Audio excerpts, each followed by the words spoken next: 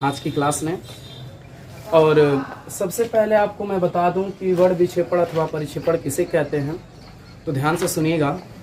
जब सूर्य की श्वेत प्रकाश किरण किसी प्रिज्म पर आपतित होती है तो वह उसे विभिन्न 7 रंगों में विभाजित कर देती है, और इस प्रक्रिया को ही हम प्रकाश का वर्ण विक्षेपण अथवा परिक्षेपण कहते हैं।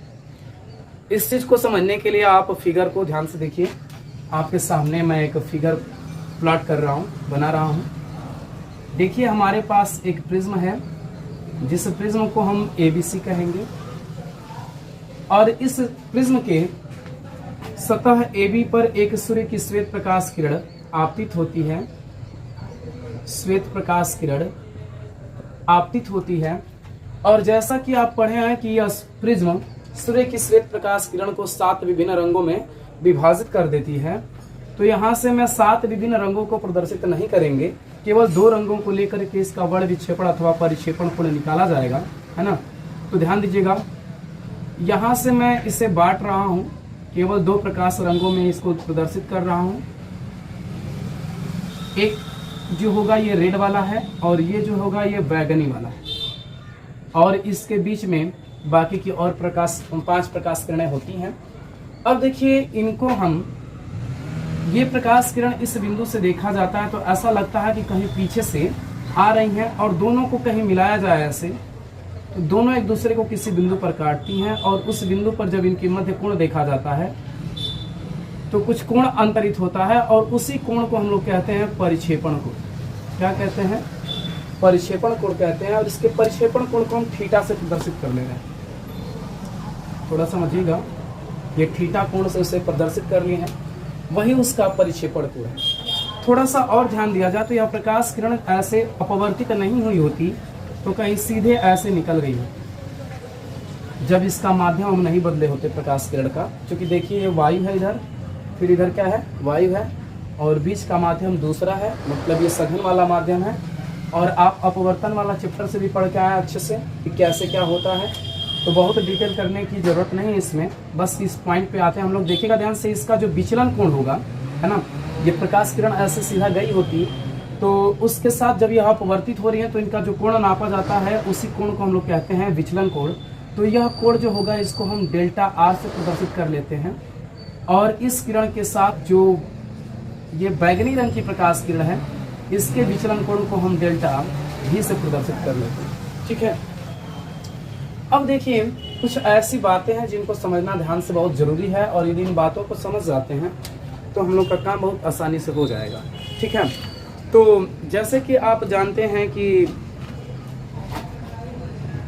अभी कह दीजिए कि सर ये जब प्रकाश किरण ऐसे पड़ रही है और इससे जब अपवर्तित हो रही है तो 7 रंगों में बटेगी। तो सर जो 7 रंगे होंगी, जो 7 रंग की प्रकाश किरण बाहर निकल रही हैं, क्या उन सभी प्रकाश किरणों का जो चाल होगा वो निर्वात में समान होगा? तो बिल्कुल ये होता है कि विभिन्न रंगों के लिए निर्वात में प्रकाश की चाल समान होती है। देखिए, बोर्ड पे मैं लिख दे रहा हूं, है ना। ध्यान दीजिएगा कि विभिन्न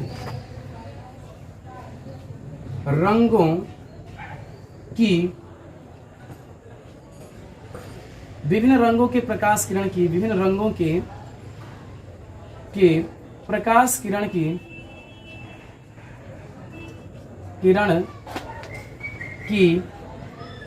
चाल निर्वात में समान होती है। बात ध्यान से समझ लीजिएगा। देखिए, श्वेत प्रकाश किरण का जो चाल होगा निर्वात में, अपवर्तन के पश्चात जो 7 रंग की प्रकाश किरण बाहर आती हैं, तो जितना इनका चाल होता है निर्वात में उतना ही इनका भी चाल होता है। तो यहाँ से स्टार पॉइंट एक है, इसे समझिएगा कि विभिन्न रंगों के लिए प्रकाश किरण की चाल निर्वात में समान होती है। फिर इसके बाद अगला स्टार पॉइंट है कि यदि कोई पदार्थिक माध्यम है, यदि कोई पदार्थिक माध्यम का मतलब समझिएगा कि किसी पदार्थ से वह माध्यम बनाया गया होगा। पदार्थिक माध्यम के लिए पदार्थिक माध्यम के लिए विभिन्न रंगों की प्रकाश की चाल भिन्न भिन्न होती है ना। विभिन्न रंगों की प्रकाश की चाल पदार्थिक माध्यम के लिए विभिन्न रंगों की प्रकाश की चाल भिन्न भिन्न होती हैं। चलिए तब तीसरा स्टार पॉइंट समझ लीजिए। तीसरा स्टार पॉइंट में यह है कि किसी भी पदार्थ के लिए विभिन्न रंगों का अपवर्तनांक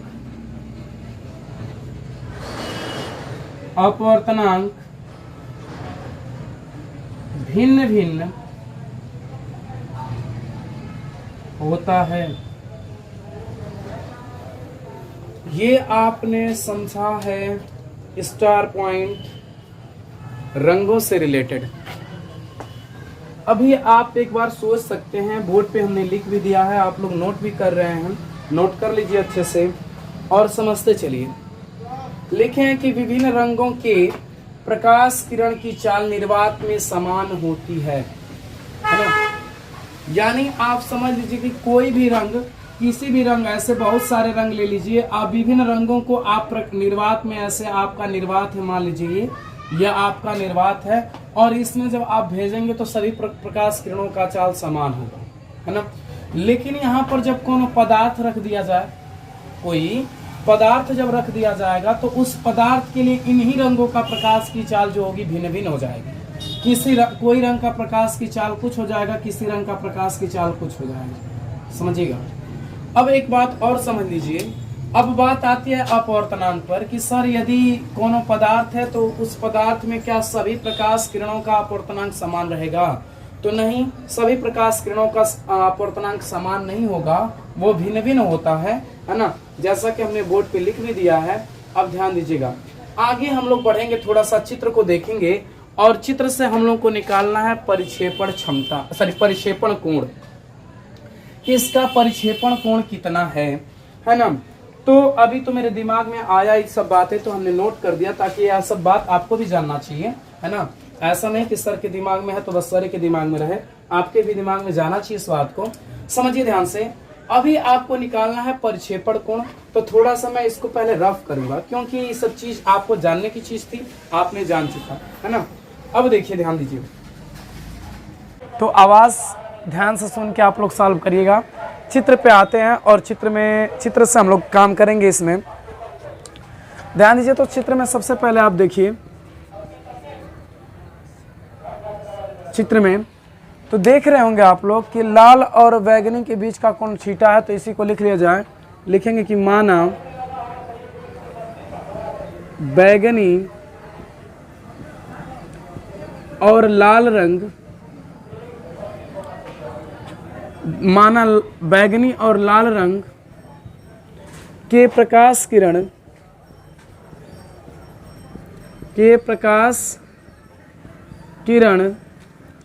के बीच का कोण थीटा है, तब अब देखिए यहाँ पर विचलन कोण किसका ज़्यादा है? डेल्टा V का, और किससे ज़्यादा है? तो डेल्टा R से। तो लिखेंगे तब थीटा बराबर विचलन कोण डेल्टा V माइनस कितना? Delta R। और इसको हम समीकरण नंबर कह देंगे 1, ठीक है। फिर इसके बाद कहेंगे कि सर मान लेते हैं पुनः कि माना लाल रंग का अपवर्तनांक जो है NR तथा बैंगनी रंग का जो अपवर्तनांक है वो NV है। माना, सुनिए, समझिए इस बात को, लिखेंगे कि माना लाल रंग के प्रकाश का अपवर्तनांक NR तथा बैगनी रंग के प्रकाश का अपवर्तनांक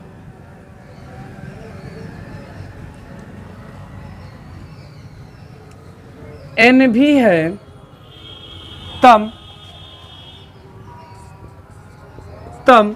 अब एक बात और समझ लीजिए कि लाल रंग के प्रकाश का अपवर्तनांक NR है और बैगनी रंग के प्रकाश का अपवर्तनांक जो है वो N भी है।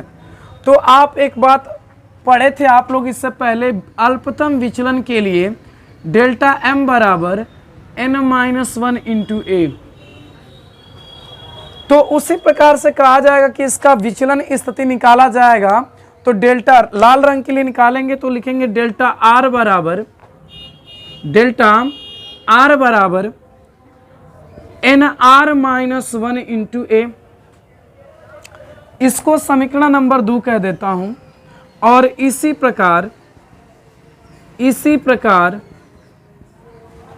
बैगनी रंग, चाहे इसी प्रकार बैगनी के लिए लिख लीजिएगा डेल्टा V बराबर nv-1 इंटू डेल्टा A, समीकरण नंबर 3। अब देखिए आपको मान पता चल गया डेल्टा V का और डेल्टा R का, और ये समीकरण 2 और 3 में दिखाई दे रहे हैं। तो इनका मान समीकरण 2 और 3 से इसमें रख दीजिए समीकरण 1 में। तो यहाँ लिख दीजिएगा कि समीकरण 2 से डेल्टा R व समीकरण 3 से डेल्टा V का मान समीकरण 1 में रखने पर, जब समीकरण 1 में रखेंगे तो समझिएगा समीकरण 1 में रखेंगे तो थीटा बराबर, अब थोड़ा सा एक ही बार हम कर लेते हैं कि जब मान रखेंगे तो इसका डायरेक्ट गुणा उड़ा करा लेंगे, जोड़ घटा लेंगे, है ना। तो देखिए इसका मान रखते समय इसमें गुणा करते जाएंगे, तो देखिए गुणा करेंगे तो NVA हो जाएगा माइनस A हो जाएगा, यानी NVA माइनस A।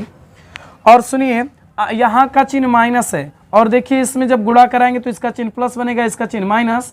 तो जब माइनस का गुणा होता है तो माइनस वाला प्लस, प्लस वाला क्या बन जाएगा माइनस। तो यहाँ रखिएगा तो आएगा माइनस चिन्ह के साथ NR इंटू A, और माइनस माइनस क्या हो जाएगा प्लस। देखिए ये माइनस प्लस जो है ना ये कट जाएंगे, है ना। तो यहाँ से आएगा NVA माइनस NRA, दोनों में कॉमन है A, तो थीटा बराबर आ जाएगा NV माइनस NR, और यहाँ पर क्या होगा जी A कॉमन कर लेंगे तो थीटा बराबर NV माइनस NR इंटू कितना हो जाएगा A। और यही जो है ये हमारा प्रिज्म का परिक्षेपण कोण है ना। ये हमारे प्रिज्म का क्या है, परिक्षेपण कोण है। आप लोग उतार लीजिए ध्यान से, देख देख के, समझ के, नहीं समझ में आया तो फिर पूछ लीजिए।